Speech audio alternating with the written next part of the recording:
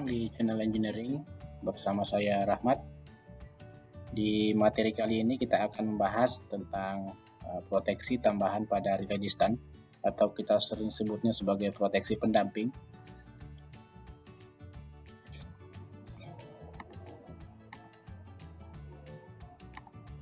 Ada 4 fungsi tambahan pada relay distance yang umumnya kita temui. Pertama, fungsi SOTF atau switch on to fault, dan yang kedua adalah fungsi fuse failure, yang ketiga fungsi power swing block, dan keempat ada fungsi directional arc fault.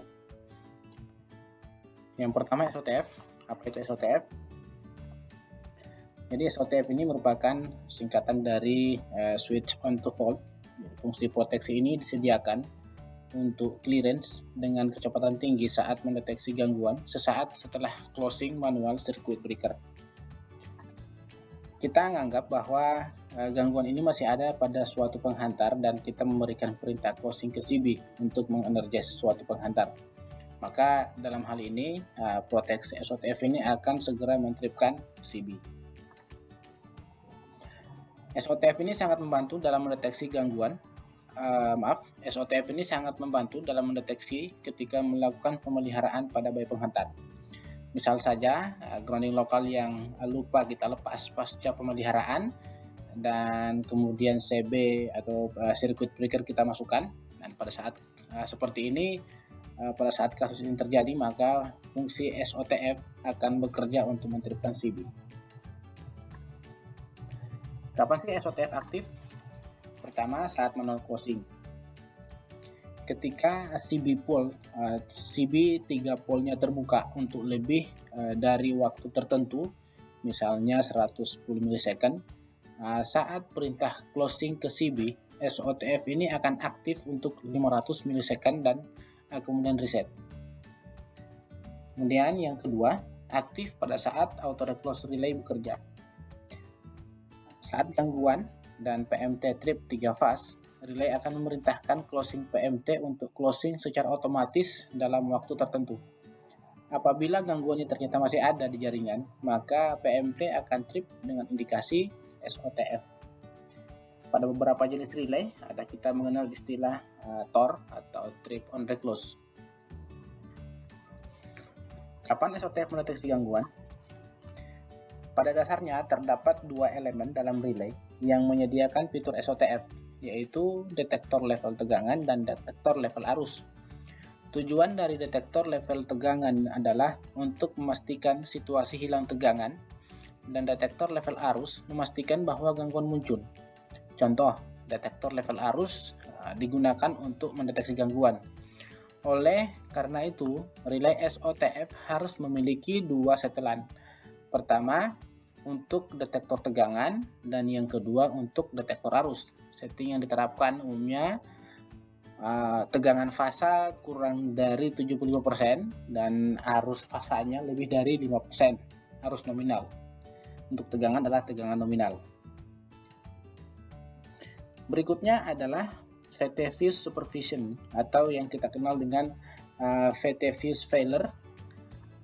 Pertama, gangguan VT dan operasi berasal dari fuse atau sekring atau MCB akan menghasilkan kesalahan representasi tegangan primer yang salah.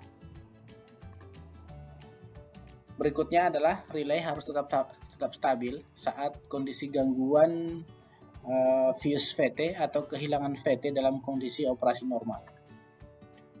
Dan ketika terjadi gangguan sistem dapat menyebabkan salah kerja relay.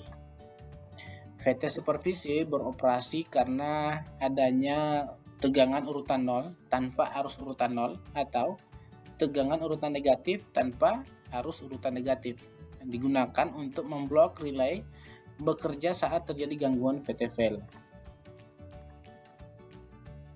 Dalam kondisi berbeban, kehilangan 1 atau 2 fasa tegangan.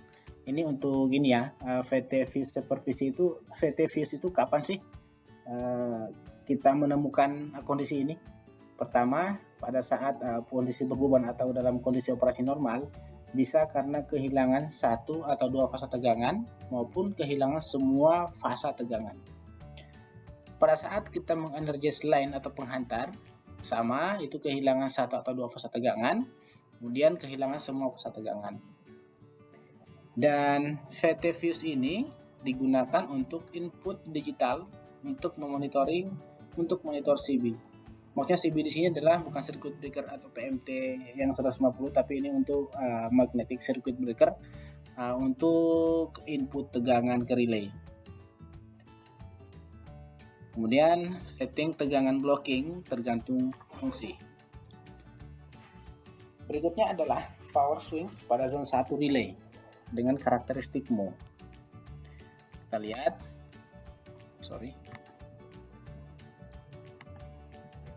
ini adalah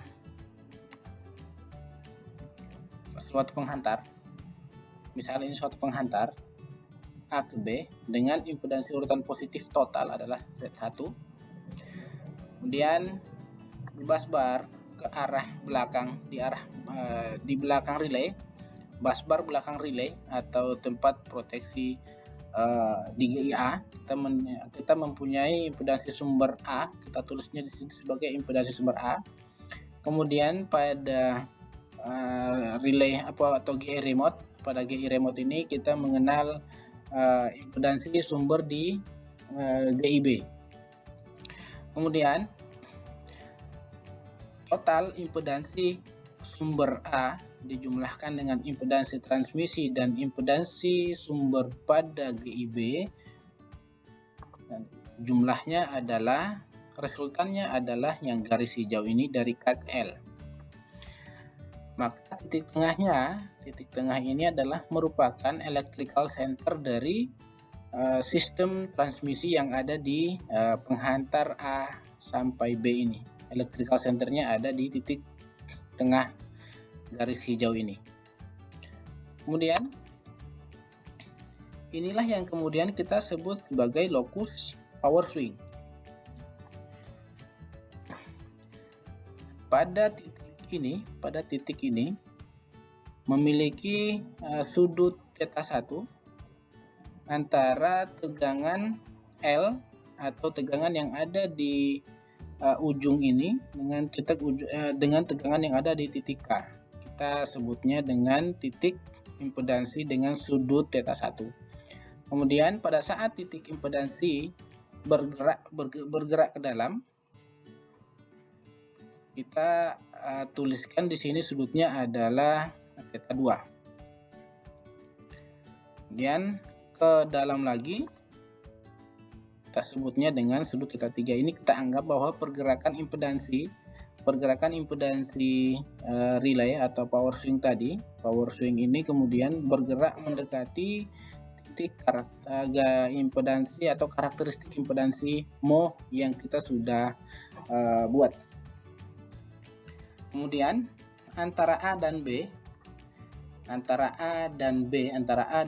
juga memiliki sudut yang sudutnya harusnya 90 derajat.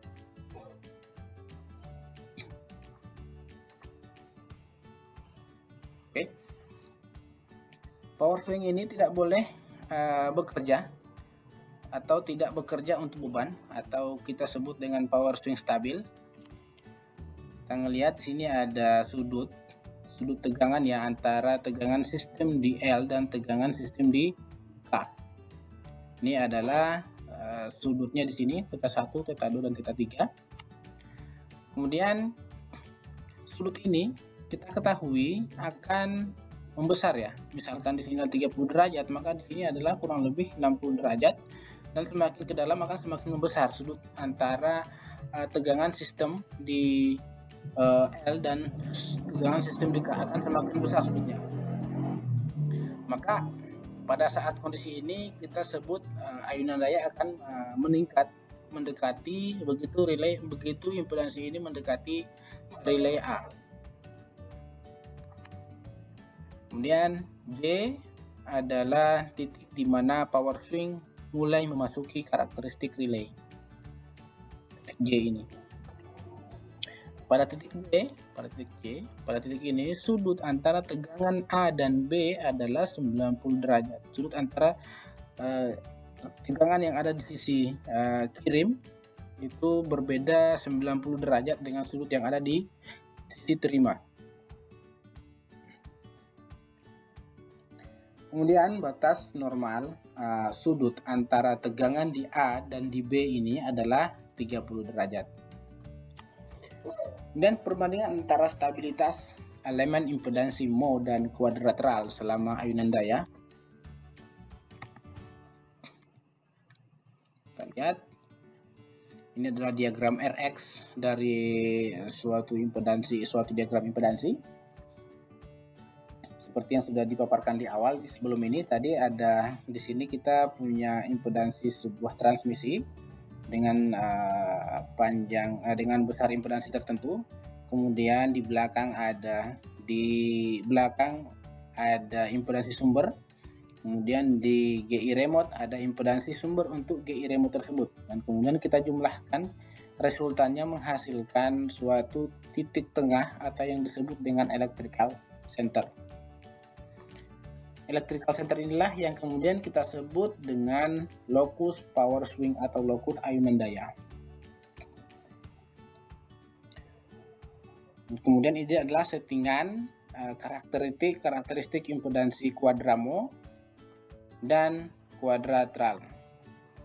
Seperti ini.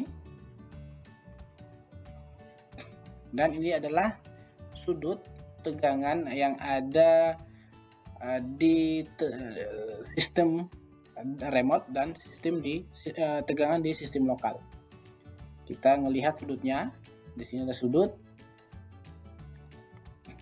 dan kita bisa melihat perbandingan antara stabilitas elemen impedansi ya. Untuk kuadratral, pergerakan titik impedansi ini akan cepat memasuki wilayah karakteristik akan lebih cepat memasuki wilayah karakteristik kuadratral dibandingkan dengan karakteristik kuadramo. Kemudian untuk ilustrasi dasar sistem power swing blocking, kita lihat di sini ada settingannya. Kemudian di sini ada zone-nya.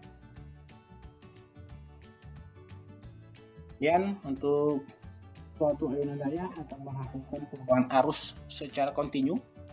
Kemudian keluaran kontinu dari elemen arus dapat digunakan untuk blocking power swing. Dan dengan menggunakan metode ini, relay bisa bekerja untuk gangguan yang muncul selama kondisi power swing. Berikutnya adalah DEF.